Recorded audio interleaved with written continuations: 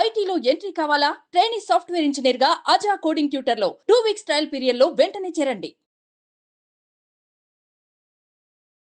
Hey guys, hello everyone. How is it going? Welcome back to the most comfortable and effortless English classes by English Ramesh. Welcome back.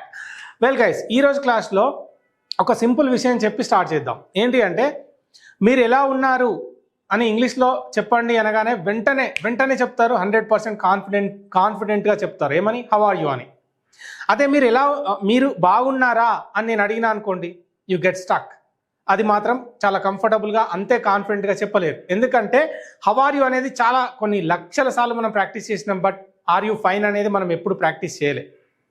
ప్రతి ఒక్క question కూడా అంతే కంఫర్టబుల్గా ఎలా అడగాలి, అంతే ఎఫర్ట్లెస్గా ఎలా మాట్లాడాలి అనేది నేను ఈరోజు క్లాస్లో చెప్పే ప్రయత్నం చేస్తాను. క్వశ్చన్ మేకింగ్ పైన ఎక్కువ ఫోకస్ చేద్దాం. ఎందుకంటే కమ్యూనికేటివ్ ఇంగ్లీష్లో అదే పివోటల్ రోల్ ప్లే చేస్తుంది కాబట్టి. ఓకే, చలో. ఇక్కడ యు ఆర్ ఇన్ బస్ అంటే ఇప్పుడు నువ్వు బస్లో ఉన్నావు అని. యు ఆర్ ఇన్ బస్, నువ్వు బస్లో ఉన్నావు ఇప్పుడు. ఓకే, అయితే ఎక్కడున్నావు నువ్వు అని మాత్రమే చెప్తున్నా తప్ప నువ్వేం చేస్తున్నావు అని చెప్పట్లే. ఇక్కడ మనకి రెండు సెంటెన్సెస్ నేను తీసుకుంటున్నా. యు ఆర్ ఇన్ బస్ అంటే నువ్వు బస్లో ఉన్నావు. నువ్వేం చేస్తున్నావు సెకండ్ సెంటెన్స్లో చెప్తున్నా. ఇప్పుడు నువ్వేం చేస్తున్నావు అంటే you are going to office. You are going to office అంటే నువ్వు ఇప్పుడు ఆఫీస్కి వెళ్తున్నావు. ఇదే రెండు సెంటెన్సెస్ నేను ఐతో చెప్పినా అనుకోండి. ఇప్పుడు నేను బస్లో ఉన్నా అని చెప్పిన, అప్పుడు ఏంటి? ఐఎమ్ ఇన్ బస్ అంటాను.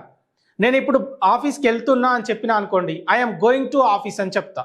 ఓకే, ఇదే సెంటెన్సెస్ నేను హీతో చెప్పినా అనుకోండి, హీ ఈజ్ ఇన్ బస్ అంటే అతను ఇప్పుడు బస్లో ఉన్నాడు. ఈజ్ గోయింగ్ టు ఆఫీస్ అని చెప్తా. ఓకే, అవి రెండు డిఫరెంట్గా. ఇప్పుడు ఓన్లీ యూ మాత్రమే తీసుకొని 3 డిఫరెంట్ టైమింగ్స్లో ఎక్స్ప్లెయిన్ చేసే ప్రయత్నం చేస్తా. ఇక్కడ యు ఆర్ ఇన్ బస్, నువ్వు బస్లో ఉన్నావు. రెండో దానిలో మాత్రమే నువ్వు ఒక యాక్షన్ చేస్తున్నావు. ఇక్కడ కేవలం నువ్వు ఉన్నావు, ఇక్కడ నువ్వు యాక్షన్ చేస్తున్నావు. ఏంటి? You are going to office అంటే నువ్వు ఆఫీస్కి వెళ్తున్నావు ఇప్పుడు, ఇది ప్రస్తుతం. ఓకే, సేమ్ ఇక్కడికి వచ్చినప్పుడు నిన్న యు వర్ ఇన్ విలేజ్. ఎప్పుడిది? నిన్న నువ్వు ఎక్కడున్నావు? విలేజ్లో ఉన్నావు. ఎప్పుడిది? ఎస్టర్డే. Okay, yesterday. నిన్న నువ్వు విలేజ్లో ఉన్నావు, జస్ట్ ఉన్నావు అంతే. నిన్న నువ్వు ఏం చేస్తున్నావు విలేజ్లో అంటే you were playing cricket. You were playing cricket. ఇక్కడ నేను ఐ తీసుకున్నా అనుకోండి, I was in my village అంటాను. I was in village yesterday, ఎందుకంటే ఐ సింగులర్ కాబట్టి వాజ్ వస్తుంది. అదేవిధంగా ఐ వాజ్ ప్లేయింగ్ క్రికెట్ అని చెప్తా. ఓకే, ఇక్కడ యూ కాబట్టి నేను వర్ తీసుకుంటున్నా. You were in village yesterday అంటే నిన్న నువ్వు విలేజ్లో ఉన్నావు. ఏం చేస్తున్నావు నిన్న నువ్వు? యు వర్ ప్లేయింగ్ క్రికెట్, నిన్న నువ్వు క్రికెట్ ఆడుతూ ఉన్నావు. ఈ రెండు సెంటెన్సెస్ తీసుకుందాం. ఇప్పుడు ఏంటి అంటే you will be in theatre. ఎప్పుడిది? Tomorrow. You will be in theatre tomorrow. రేపు నువ్వు థియేటర్లో ఉంటావు అంటున్నా, జస్ట్ ఉంటావు అని చెప్తున్నా. You will be in theatre tomorrow, రేపు నువ్వు థియేటర్లో ఉంటావు అంతే. మరి ఏం చేస్తూ ఉంటావు అంటే you will be watching a movie. You will be watching a movie by this time tomorrow, రేపు నువ్వు థియేటర్లో మూవీ చూస్తూ ఉంటావు అని చెప్తున్నావు. You will be watching a movie అంటే నువ్వు మూవీ చూస్తూ ఉంటావు. ఇక్కడ చూడండి, 3 డిఫరెంట్ టైమింగ్స్లో నువ్వు ఎక్కడున్నావు, ఎక్కడుండేవాడివి, ఎక్కడున్నావు లేదా ఎక్కడుంటావు అని చెప్పుకున్నావు. ఇప్పుడు ఏం చేస్తున్నావు? నిన్నేం చేస్తున్నావు? రేపేం చేస్తూ ఉంటావు? ఈ 3 కూడా మనం చెప్పుకుంటున్నాం. ఓకే, ఇక్కడ ఏం చేస్తున్నా అంటే ఇక్కడ మనకు 3 కంటిన్యూస్ టెన్సెస్ మాట్లాడుకుంటున్నాం. నేను గ్రామటికల్గా టర్మినాలజీ యూజ్ చేయదలుచుకోలేదు కాబట్టి చెప్పట్లేదు, కానీ ఇది ప్రెజెంట్ కంటిన్యూస్, ఇక్కడ పాస్ట్ కంటిన్యూస్, ఇక్కడ ఫ్యూచర్ కంటిన్యూస్. 3 టెన్సెస్ నేర్చుకుంటున్నాం, కానీ నేను ఆ పదజాలం వాడదలుచుకోలేదు. సింపుల్గా నేర్చుకుందాం. ఓకే, ఇక్కడ ఏంటి? ఈ 3 థింగ్స్ మనకు ఉన్నాయి ఇప్పుడు. అయితే క్వశ్చన్ చేసేటప్పుడు ఏంటి అంటే చాలా సింపుల్గా క్వశ్చన్ చేయొచ్చు.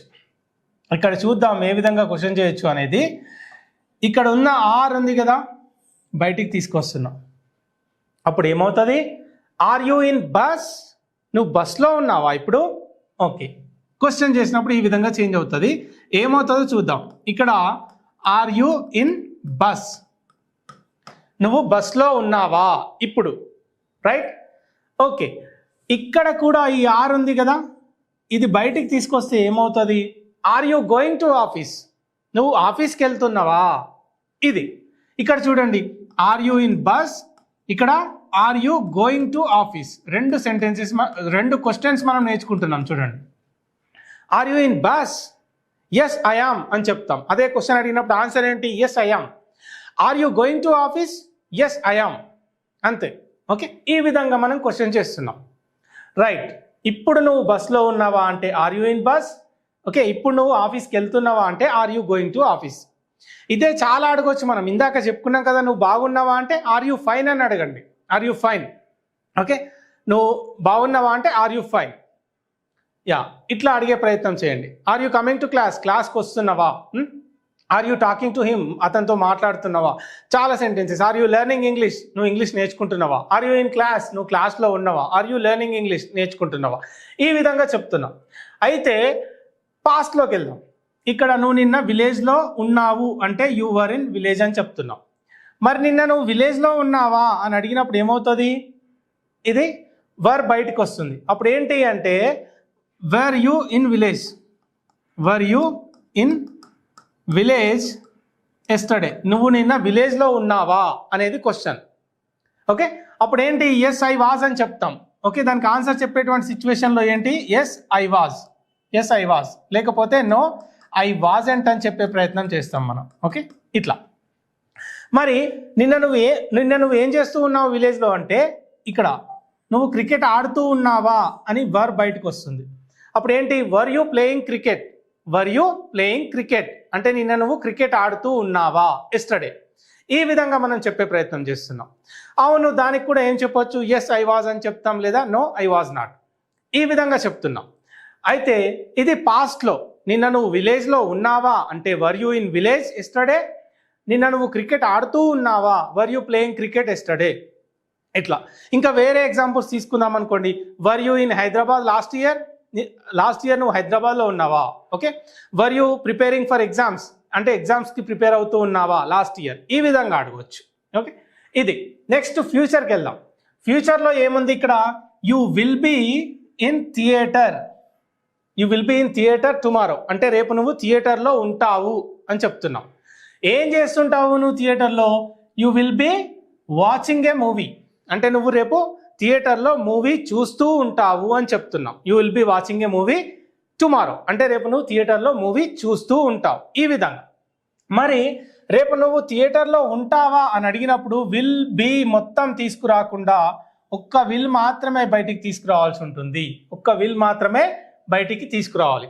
అప్పుడు అది ఏ విధంగా అవుతుంది అంటే చూడండి, ఇక్కడ will you be in theatre, will you be in theatre tomorrow అంటే రేపు నువ్వు థియేటర్లో ఉంటావా అని అడుగుతున్నావు. Will you be in theatre tomorrow, రేపు నువ్వు థియేటర్లో ఉంటావా. ఈ విధంగా క్వశ్చన్ చేస్తున్నావు. ఫైన్. అయితే ఇక్కడ కూడా సేమ్. నువ్వు మూవీ చూస్తూ ఉంటావా అని అడిగినప్పుడు ఏమవుతుంది? ఈ విల్ బయటకు వస్తుంది. అప్పుడు అది ఏమైంది చూడండి. Will you be watching a movie tomorrow, రేపు నువ్వు మూవీ చూస్తూ ఉంటావా అని అడిగినప్పుడు will you be watching a movie tomorrow. అప్పుడు ఆ రెండింటికి కూడా మనం ఆన్సర్ ఏమని చెప్పొచ్చు? Will you be in theatre tomorrow అంటే ఎస్ ఐ విల్ బీ అని చెప్తాము. ఒకవేళ కాదు అంటే no I will not be లేదా నో ఐ వోంట్ బీ అని చెప్పే ప్రయత్నం చేస్తాం. ఓకే, ఇక్కడ కూడా will you be watching a movie tomorrow అంటే రేపు నువ్వు మూవీ చూస్తూ ఉంటావా అని అడిగినప్పుడు ఎస్ ఐ విల్ బీ అని చెప్తాము, లేదా నో ఐ వోంట్ బీ అని చెప్పే ప్రయత్నం చేస్తాం. సో క్వశ్చన్ మేకింగ్ అనేది త్రీ డిఫరెంట్ టెన్సెస్లో, ఐ మీన్ కంటిన్యూస్ టెన్సెస్లో ఏ విధంగా అడగాలి, 3 డిఫరెంట్ టైమింగ్స్లో బీ ఫామ్ గురించి చెప్పినప్పుడు ఏ విధంగా అడగాలి అనేది ఇక్కడ చెప్పడం జరిగింది. Okay guys.